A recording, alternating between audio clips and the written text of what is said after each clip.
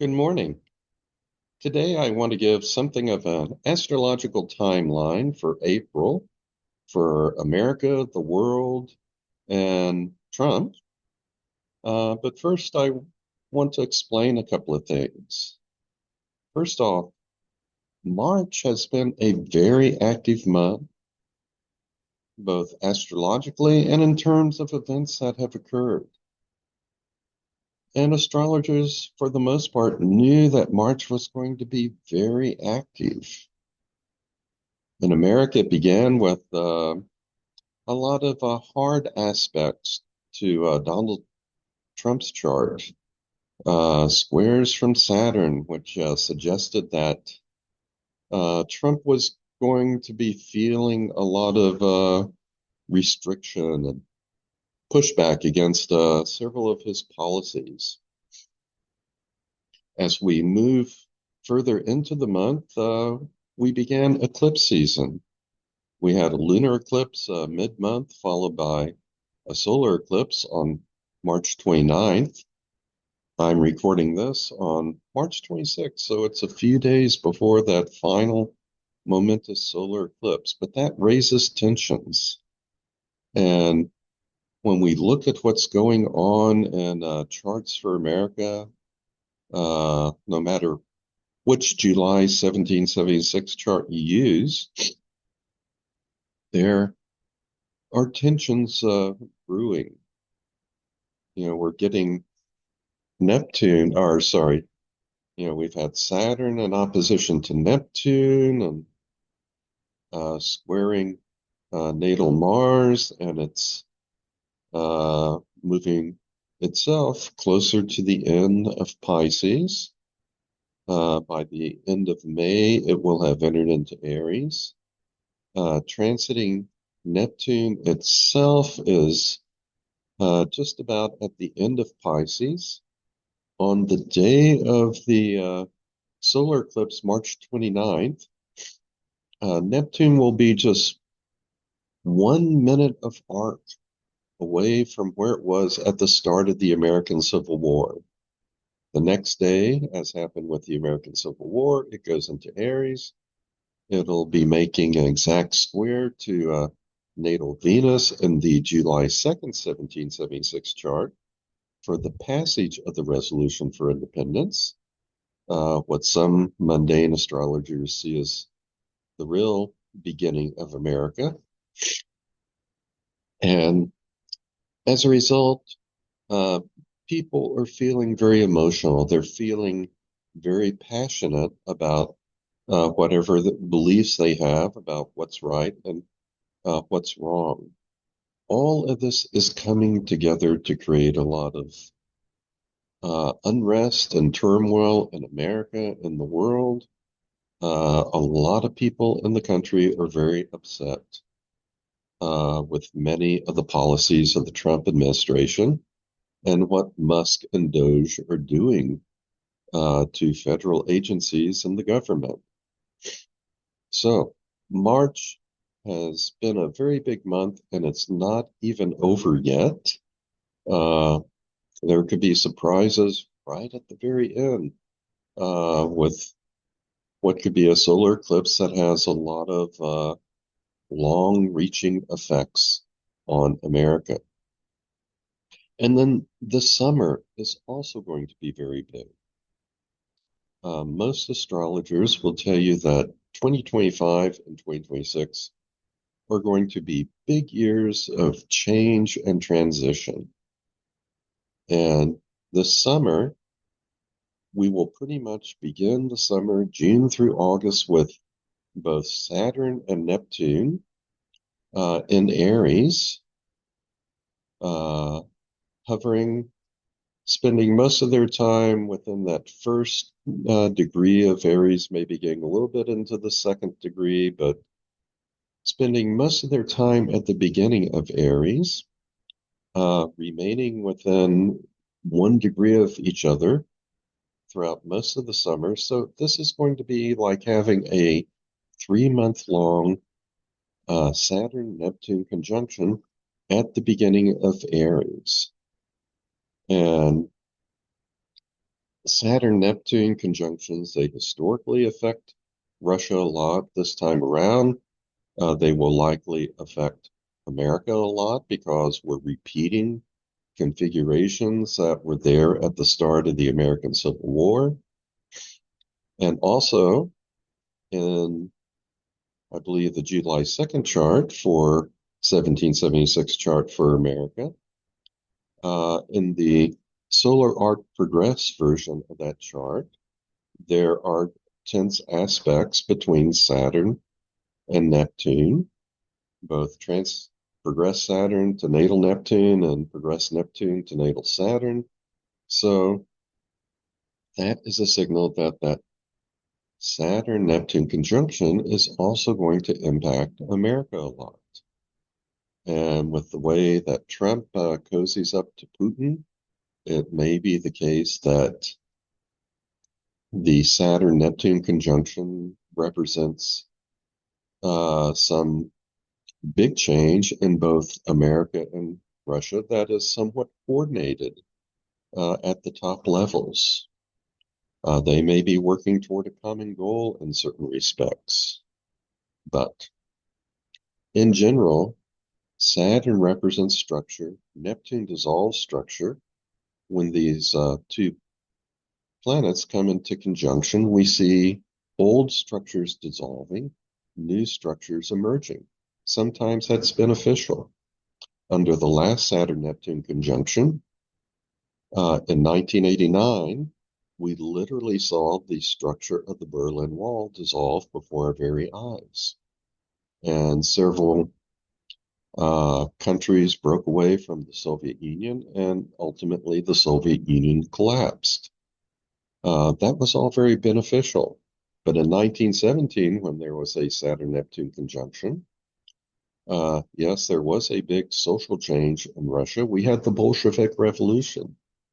But the end result of that was the creation of communism, which turned out to be very bad for both the Russian people and the world. So the Saturn-Neptune conjunctions, they often represent big social changes and changes in ideology, but they're not always beneficial. And so that's one of the looming questions. Will America and Russia see changes that are beneficial, or will they see changes that are very bad?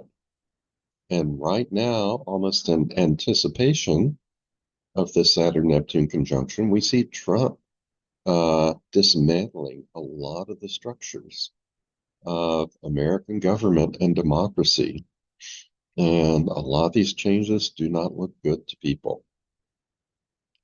So that is part of what's going on. Furthermore, in February of 2026, I believe on February 20th, we get the exact conjunction between Saturn and Neptune. It will take place within the first degree of Aries. I think it's going to happen at 0 degrees 45 minutes of Aries. And one thing to note is that this conjunction is taking place at the very start of the zodiac. That does not happen very often. This is more than just another Saturn-Neptune conjunction. It's the beginning of a much, much longer cycle where these conjunctions occur at the very start of the zodiac. So these are going to be very, very deep changes in the structure of things that last for a long, long time. And I believe the last time we had a Saturn-Neptune conjunction within the first degree of Aries, it was about 6,000 years ago, in the year 4361 BCE. So we're talking about being at the start of a roughly 6,000 year cycle.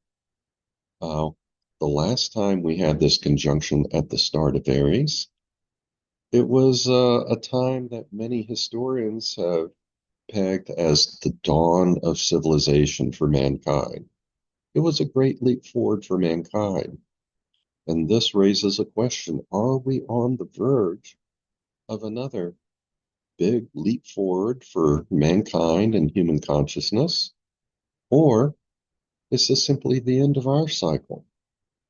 We thrive for 6,000 years, and maybe this is the end of it. Maybe mankind, humans will disappear from the planet as a result of climate change or nuclear war or other catastrophes. Or maybe the human population and human achievement will be diminished. And some other species will evolve, like in the Planet of the Apes, who knows?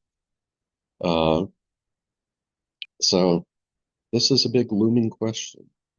Are we on the dawn of a new age of growth and prosperity for humanity? Or is this the beginning of the end for humanity? A lot of it could depend upon the choices that leaders and humankind make. And whatever happens this summer may give us a sense of which way the dominoes are going to fall. But there's also something good happening this summer. Uh, just as Saturn and Neptune uh, spend 3 months in close conjunction with one another, we're also going to see the formation of this mini Grand Trine involving Uranus, Neptune, and Pluto, having Uranus making a sextile to Neptune, Neptune making a sextile to Pluto, Pluto making a trine to Uranus. And this beneficial configuration will be in effect off and on over the next 4 years. There are times when the planets will drift apart a bit, but then they will come back together within a 1 degree orb of those aspects being exact, and that's going to last quite a while. Now, there's a lot of ways that this configuration could play out. One possibility is that it plays out only in the technology sector. Doesn't affect politics or other things happening very much. So in this scenario, uh,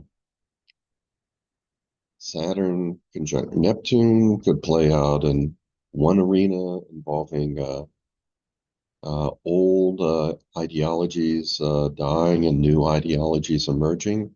That could happen side by side with tremendous growth and technology and uh, intellectual curiosity, things represented by Uranus and Gemini and Pluto and Aquarius. You know, we could just have these two things happening side by side, not interacting very much. Or one could mitigate the other. At the very least, from this mini Grand Trine, we expect a lot of new perspectives to emerge among all people. Some people will be more conscious of what's going on than others. Many will experience these things subliminally. It'll maybe just on the boundary of their consciousness, but they will experience these changes, start looking at things in new ways, having new insights. Uh, at its best, this could represent a new dawn for humanity. We could suddenly realize what we've been doing is wrong. And one possibility is that this summer, we could see a lot of people suddenly turning against people like Trump and Putin and other authoritarian leaders. Uh, there could be just a huge change that appears out of nowhere and happens very rapidly. Also, we're going to have Uranus making an exact trine to Pluto 5 times over the next few years. I think the first one occurs probably early on in 2026 or sometime in 2026. But, you know, we get within 1 degree orb this summer. And this is going to be the first waxing trine since the conjunction of Pluto and Uranus back in 1965, 1966. It was that conjunction and support from other outer planet conjunctions and oppositions that brought about all the tremendous social change and revolution in the latter half of the 60s. We saw the civil rights movement, the Beatles in music. We saw the Voting Rights Act. We saw the sexual revolution, anti-war movement, the environmental movement, the peace movement, the rise of the use of marijuana and psychedelic drugs, the consciousness revolution. All of these things began uh, during or right before the latter half of the 1960s as we moved into that Uranus-Pluto conjunction.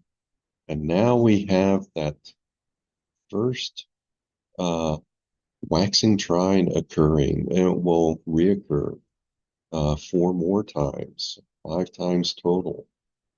So what will happen? Will this bring back the best of the 1960s? That is a definite possibility. Or again, with Uranus and Gemini, Neptune and Aries, Pluto and Aquarius, is it all just going to be happening in a revolution of science and technology? Is the revolution going to be confined to just this one particular technological, intellectual sector? At the very least, we do expect tremendous advances in technology and science, and Neptune and Aries is going to bring these dreams into action and reality. We expect that at the very least. And we're seeing that already with the rapid growth of artificial intelligence. That's just one example. And we're hearing about advances in biotechnology. And all sorts of things will occur. Again, there's that question. Will this mini Grand Trine, will its impact be just in the technological, intellectual, inventive circles, or is it going to impact the world in terms of social revolution also? There's a lot of unknowns. We do know that big change is coming, and whatever happens this summer may give us some sense of what to expect in the next few years to come. So, this is kind of a lengthy introduction, but what I'm trying to say is that April and May are 2 months that sit in between these two tremendously large bookends. March was very active. This summer, June through August, is going to be very momentous one way or another. And what happens this summer may, again, tell us which way the dominoes will eventually fall, whether humanity is going to reemerge and thrive or disappear. April and May can have their own good things and bad things going on. I don't want to say that nothing's going to happen in those months, but they still may pale in comparison to the activity of March and the momentousness of the summer. Now, with that said, let me get started and see if I can quickly go through the slideshow. So I need to share my screen here. Let's see, this will take just a minute. I've got to get a few things set up, get rid of some panels so I can see what I'm doing. Getting closer.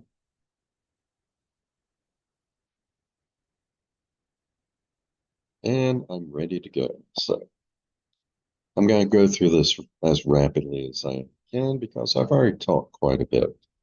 And if there are any charts you want to look at in more detail, you can just hit pause and examine them on your own. Now, first thing I want to mention is there are actually several different charts that people use for the United States of America. And that's not surprising because sometimes the creation of a country is a process rather than something that happens at a single moment. A lot of mundane astrologers and financial astrologers like the July 2nd, 1776 chart, because that is when the Congress actually passed the Resolution for Independence, what's known as the Lee Resolution. That is essentially the day that uh, the colonists said, we're no longer going to be part of Britain. We're independent. 2 days later, they passed the final version of the Declaration of Independence. And I'll point out that the Lee Resolution, the Resolution for Independence, that was introduced back in June of 1776. And a few days later, a committee was set up to draft the Declaration for Independence. And so, a few days after the Lee Resolution passed, a couple of days after it passed on July 2nd, that Declaration uh, for Independence was finalized, printed, and distributed. So these are both very important moments in the history of America. And there are other important moments, such as I believe about a year later, we had Articles of Confederation ratified, and about a decade after that, the United States Constitution was drafted, I believe, over the summer of 1877. So, again, several important dates in the formation of America. Now, I have a little bit of a preference for the July 2nd, 1776 chart, but I also tend to use both charts. The main difference between them, aside from the house cusp, is going to be that in the July 2nd chart, the moon is in Capricorn. In the July 4th chart, the moon is in Aquarius. Now, since the Declaration of Independence was printed and made public on July 4th, I see this chart as representing more of America's persona, its outward face, its public face. And that conforms with traditional meanings of moon in Aquarius. America is, it promotes freedom and collaboration with allies, democracy abroad, technological advancement, humanitarian concerns, charity toward others. Those are all the things represented by Moon in Aquarius. That is its public face. But inwardly, with Moon in Capricorn, it has often been very controlling and very restrictive. Just think of the way in which our country has treated women, African Americans, Native Americans, uh, all sorts of minorities and groups that aren't considered part of the mainstream. And America has also tried to control and manipulate several other countries around the world, in addition to manipulating segments of its own population at various times. So inwardly, we do see that Sun in Capricorn aspect of America. You can think of this July 2nd chart as representing the Sun, who we are on the inside. This July 4th chart is representing the Moon, our outward mask or persona, how we like to present ourselves to the world. We could also, to give another metaphor, we could think of this chart as representing the moment that a man proposes to a woman, or one A person proposes to another, regardless of whether it's a man, a woman, two men, two women, or whatever, a woman proposing to a man. We could think of this chart as when the engagement begins, and this chart over here as when they make the engagement public, when they announce to others that they're now engaged. So I'm going to look a little bit at both charts, and sometimes the same aspect will happen the same day in each chart, and when that happens, I'll show it in a bi-wheel just with respect to this July 2nd chart. Okay, now let's do a quick overview of April, looking at just transit to transit aspects. The first week looks like it's going to be pretty good. We got Saturn trine Uranus, Saturn sextile Uranus, Mars trine Saturn, Mars sextile Uranus. They're going to be forming a little mini Grand Trine of their own. The beneficial aspect between Saturn and Uranus, this is innovation coordinating with structure and infrastructure.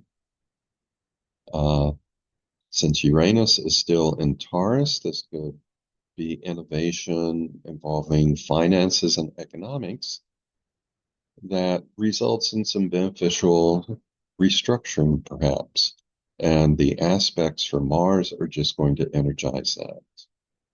When we get to the 17th of April, we have this period of a couple of weeks here where Jupiter is making a sesquiquadrate to Pluto. That is a somewhat tense aspect. I think of the sesquiquadrate and the semi-square as turning points or breaking points. Sometimes nothing happens, sometimes something breaks, but this represents a little bit of uncoordination between Jupiter and Gemini and Pluto and Aquarius. Jupiter and Gemini is trying to expand ideas and exploration. Pluto represents power.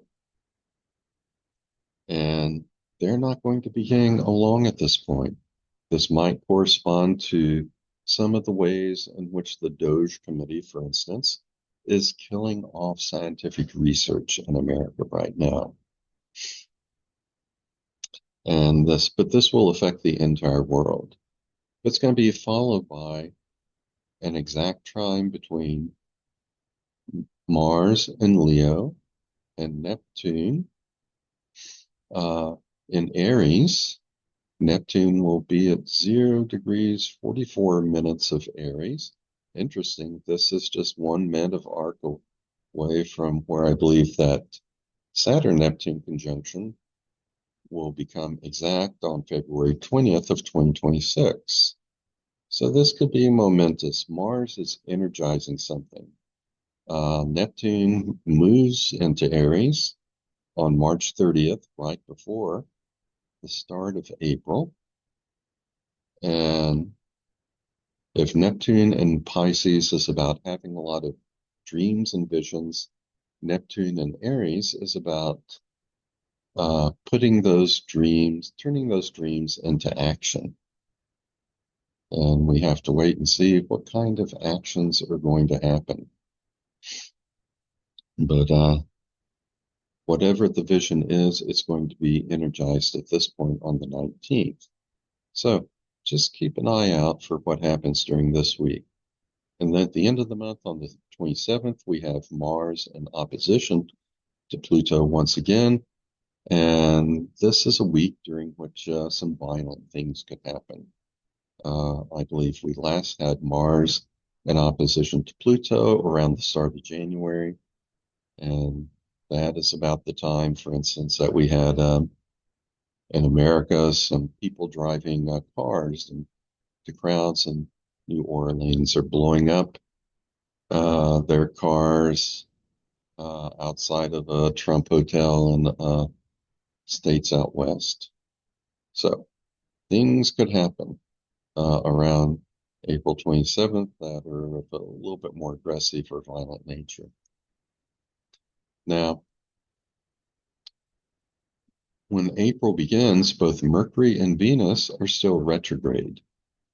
And with Mercury retrograde, uh, people are turning within. It's almost like they're asking themselves, what was I thinking? And when Venus goes retrograde, again, they're turning within. It's more of a right brain thing. And they're asking themselves, how do I feel about what's going on? Do I feel like this is good or like it's bad? So, in this period with both Mercury and Venus retrograde, people have been re-examining their thoughts, their arguments, their positions, their values quite a bit. On the 7th, Mercury is going to turn direct, and on the 12th, Venus will turn direct. So we're reaching that moment when people have made up their minds about something. They've re-examined things and they will come probably to some sort of conclusion. Now, later this month, we have some of the inner planets changing signs. Mercury, Mars, and Venus are all going into fire signs. So, inward contemplation about things is turning into outward action. On the 19th, the sun goes into Taurus. That can put, again, a little bit more emphasis on financial matters, uh, business in a large sense, and personal finances in a smaller sense. And maybe a lot of people wondering how they're going to survive what's going on. Okay, now in the July 2nd chart for America, that one has Libra rising, so I call it the Libra chart. A lot of the first couple of weeks of April look quite good. We have a lot of good aspects, and actually, Saturn and Uranus will not only be making a sextile with one another, they're both going to be making very favorable aspects to Mercury and Moon at the same time. In the Libra chart, Mercury and Moon are in opposition to one another, but Uranus and Neptune will simultaneously be making sextiles and trines to both ends of that opposition while they make a sextile to each other, and that can be very beneficial for America. People may feel better for some reason, and things may look up economically for some reason. However, on the same time that Uranus trine Moon becomes exact on the 9th, we're also going to have Neptune square Venus, natal Venus, become exact on the 9th. And this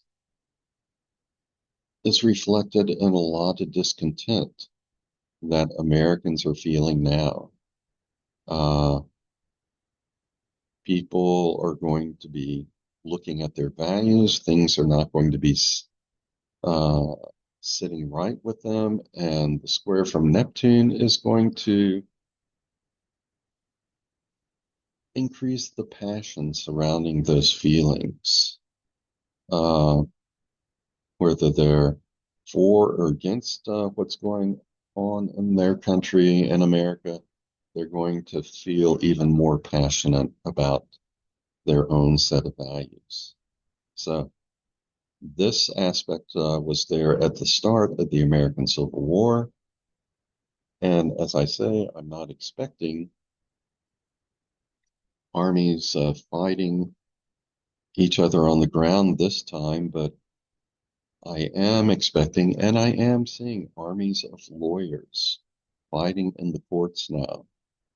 And uh, lots of mass protests occurring against cuts that are being made to the Veterans Administration, Social Security, and all sorts of different agencies around the country. And there are those occasional acts of violence or arson occurring too. So some of that, while otherwise things could be very good for America in the first couple of weeks.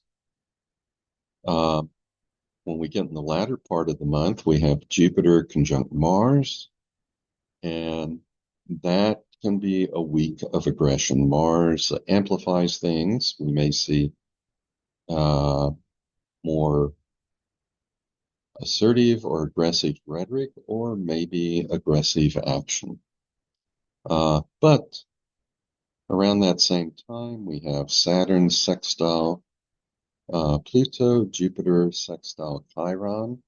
These aspects occur on the same day in both the July 2nd and July 4th chart.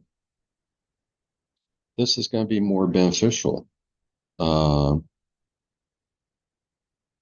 Regulation, discipline coordinates well with the powers that be, whether that be Trump or Musk or other influential people in the country.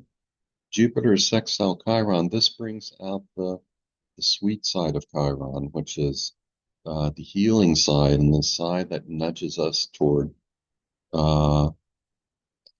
somewhat of a joyous, enlightened transcendence to go beyond the visible world into unseen spiritual realms. So, a little bit of the bitter and the sweet for America in April, but sometimes where it may be very sweet. If we look at the Sagittarius chart, the July 4th chart, the Sagittarius rising, also known as the Sibley chart, Uranus sextile Mercury, Saturn trine Mercury, that is waning in influence. Toward the end of the month, though, we get that Saturn sextile Pluto, Jupiter sextile Chiron on the same days. We've talked about that. But let's talk about this one. Saturn or Neptune opposite midheaven. That's exact on the 29th. It's building throughout the month. And if Saturn is in opposition to the top of America's chart, that means it's conjunct the bottom, the fourth house cusp, the nadir. And the fourth house usually has to do with the home or personal environment in a person's natal chart. For the chart of a country, it's the homeland. The people that inhabit that country. And with Neptune conjunct the cusp of the fourth house, this reiterates that structures are dissolving. Things are dissolving. At the very worst, our homeland dissolves. So we're going to see this influence increasing throughout April. It's something to keep an eye on. And since Saturn, or I keep saying Saturn, Neptune will simultaneously be in opposition to the midheaven, that can cause trouble for the executive branch. Trump or whoever else is leading the country or has power, let's say, to be a major influence on the country.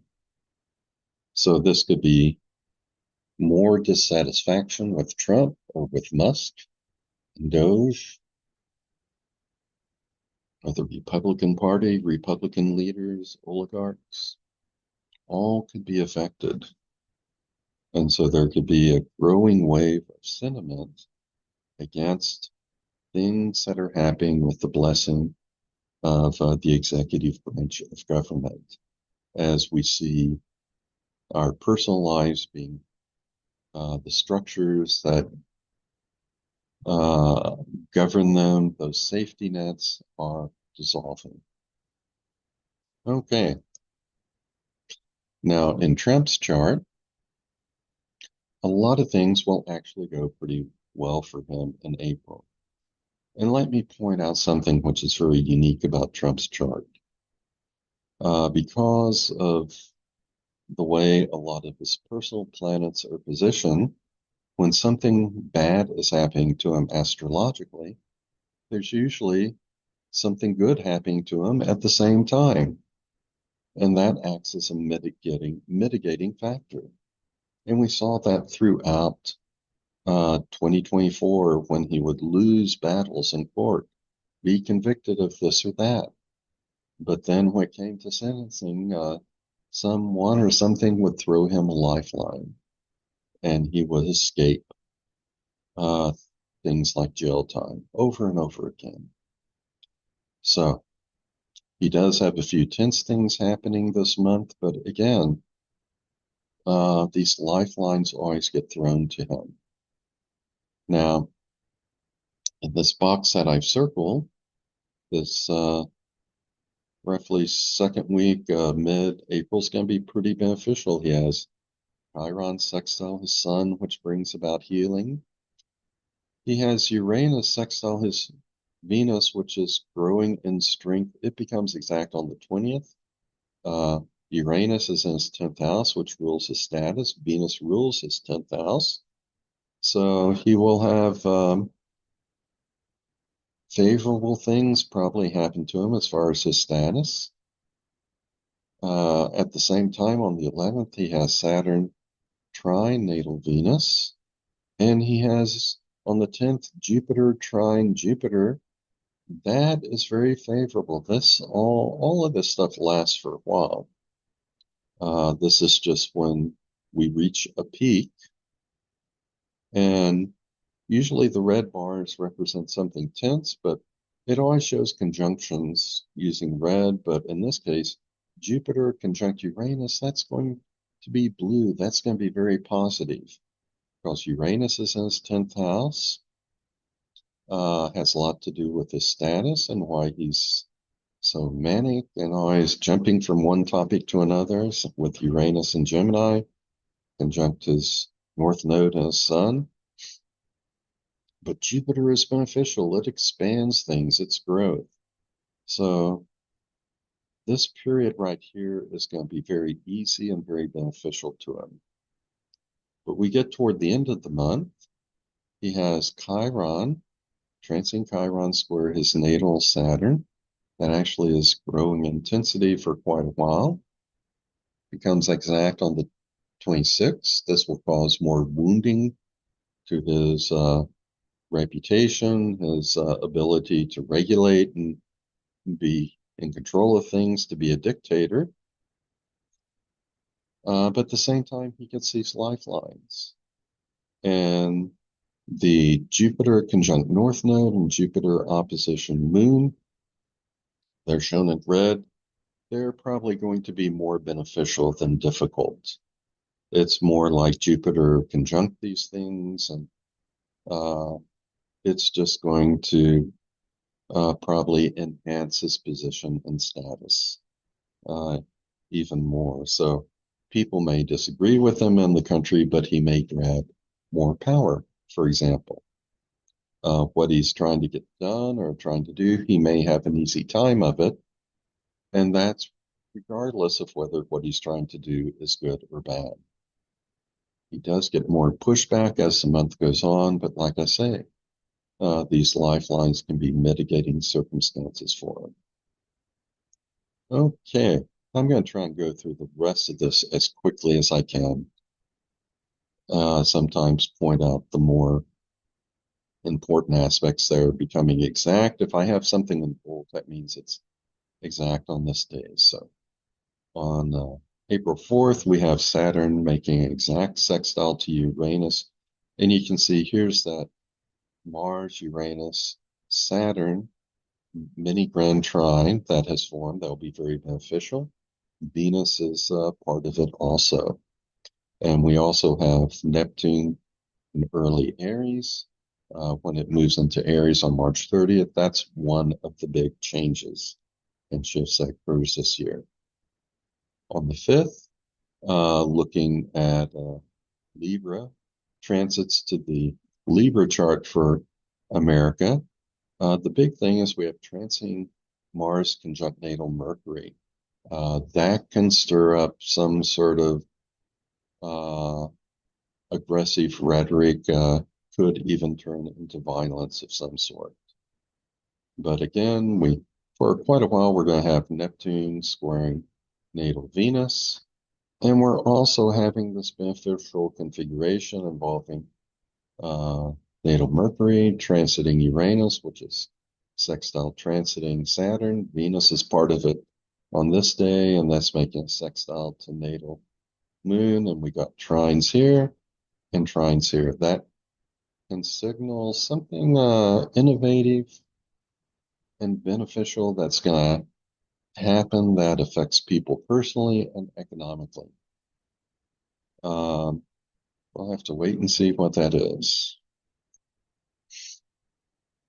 On the 7th, looking at transits to the Libra chart again, the sextile of transiting Uranus to Mercury becomes exact. And everything else is pretty much the same as it was a few days before. On the 9th, let's see, let me go back one. Yep. On the 9th, Neptune square natal Venus, that becomes exact. So that's when some tensions or protests or clinging to a cause can reach a peak, and everything else is pretty much as it was a few days before. On the 11th, transiting Mars will be exactly opposite natal Pluto. So that is a time in which we might see some violence in America.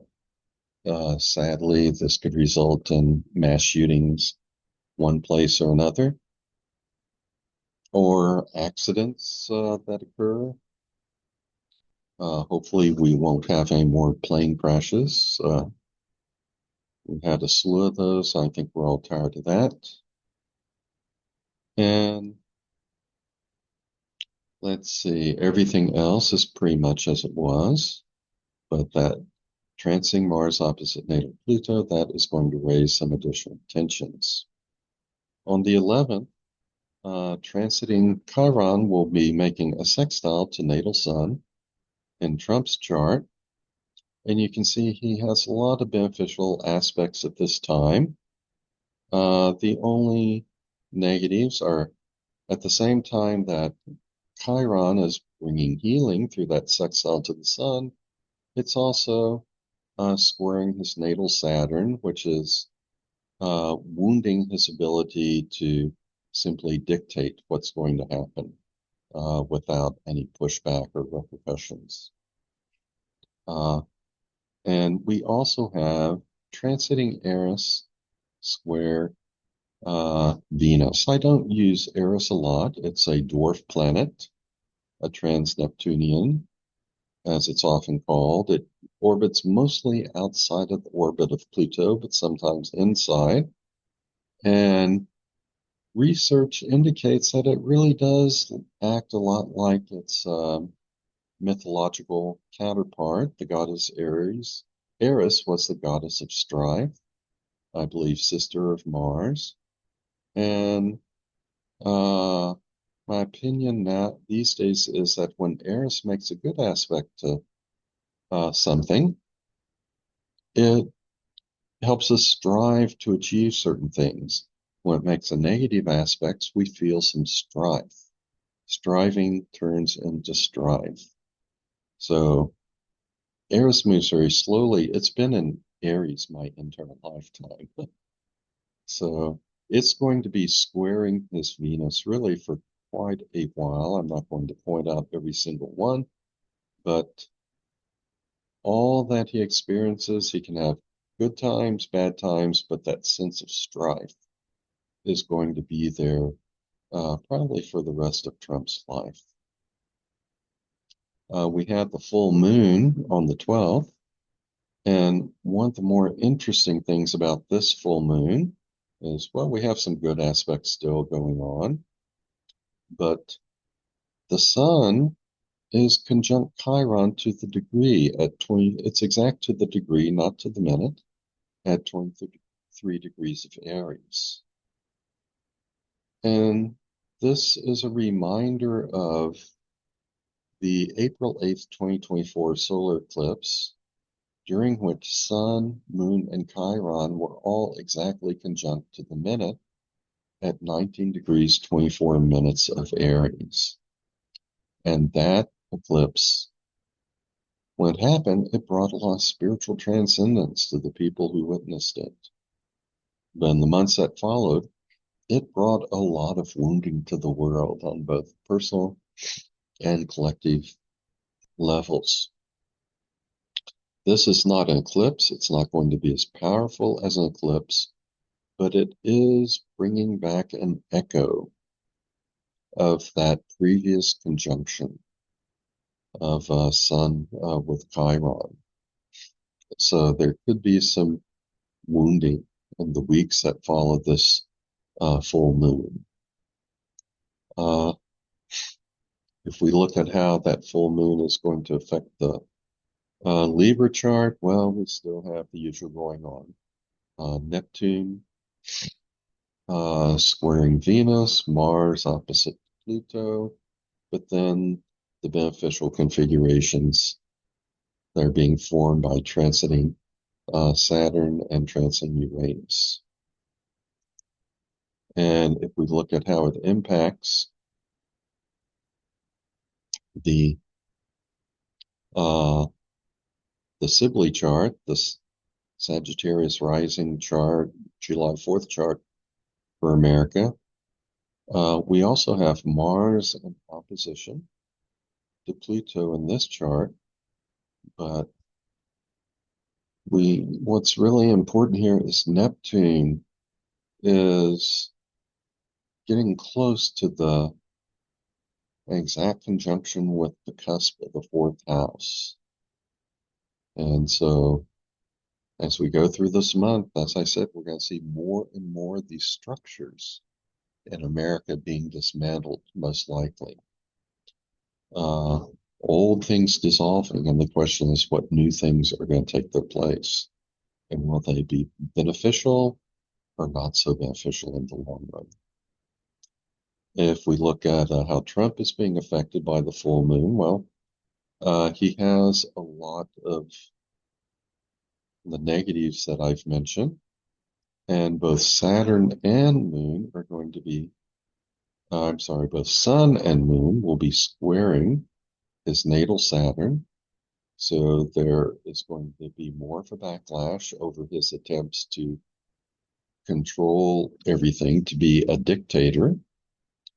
But by and large, he will have a lot of beneficial aspects in play, which will make things work out pretty well for him, mitigate some of the tensions. And Jupiter is in an almost exact conjunction with his natal Uranus in the 10th house. So his status or his power will probably increase despite the backlash, despite the oppositions, despite the strife. If we look at Trump's transits on the 20th, we have, let's see, transiting Uranus, making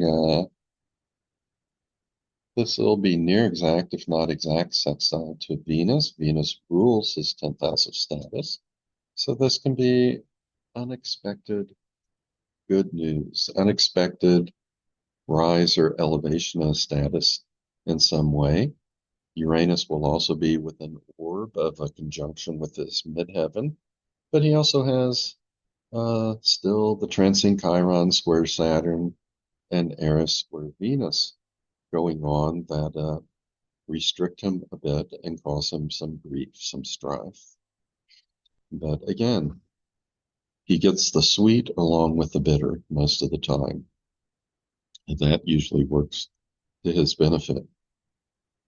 On the 22nd, looking at transits to the Libra chart, Jupiter will conjunct natal Mars. That could increase violence or aggressive rhetoric in America, since the natal Mars is in Gemini. We still have transiting Neptune square Venus, but we have all these other beneficial aspects going on. Transiting Saturn is now making its strongest sextile to natal Pluto rather than natal Moon.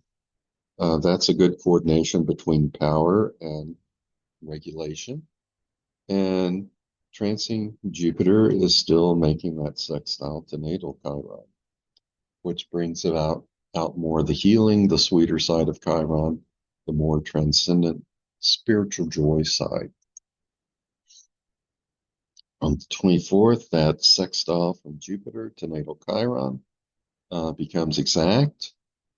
We still have transiting Uranus, trine natal Moon in the Libra chart for America, transiting Saturn, sextile Pluto, transiting Jupiter conjunct natal Mars, that's still going on, transiting Neptune square natal Venus, going on. So I still expect more protests, more discontent, and a little bit more violence than what we would like. Or maybe this can also play out in terms of accidents or sometimes weather events, wildfires and other things that can cause environmental violence in America.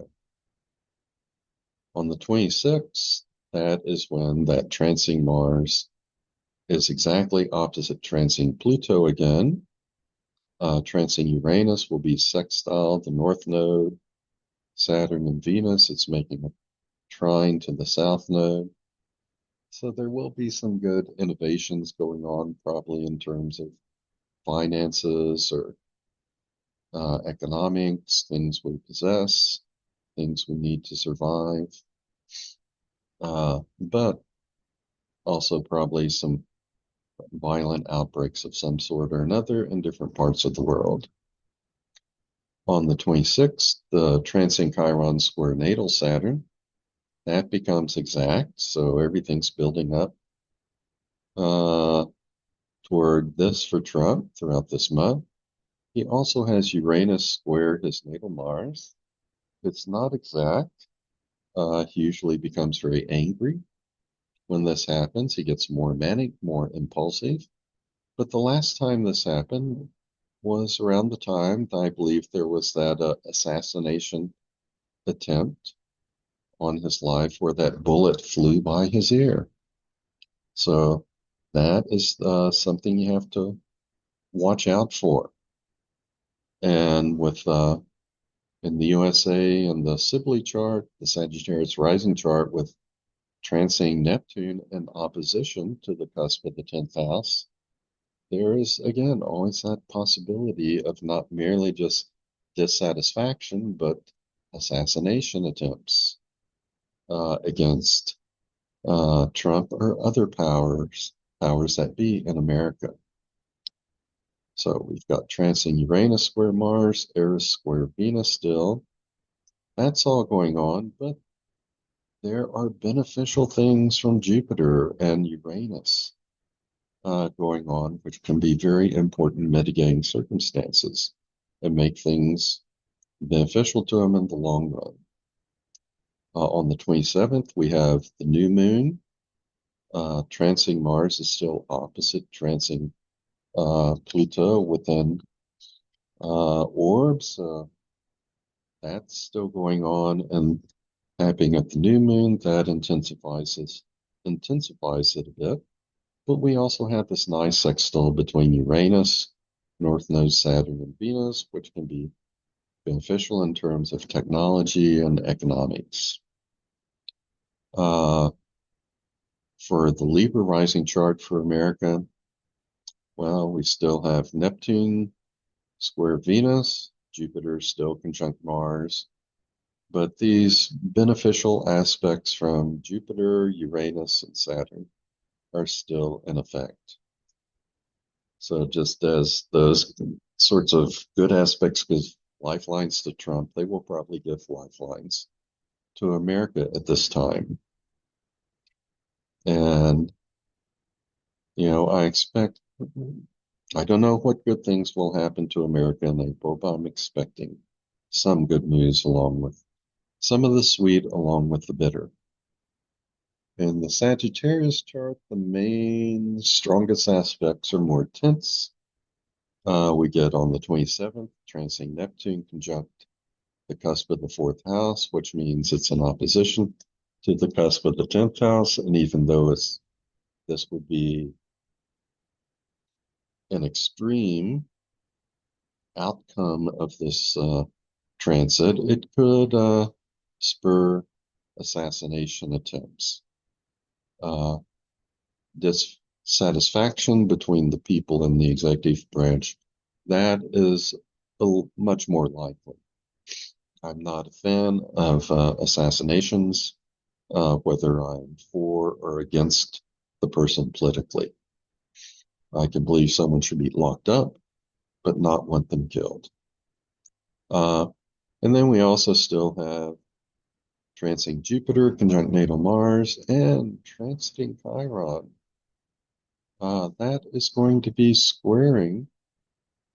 It's beginning to get into a square situation with natal Mercury, which means there could be some sort of wounding, for instance, to free speech. We're certainly seeing that going on already. We may see more.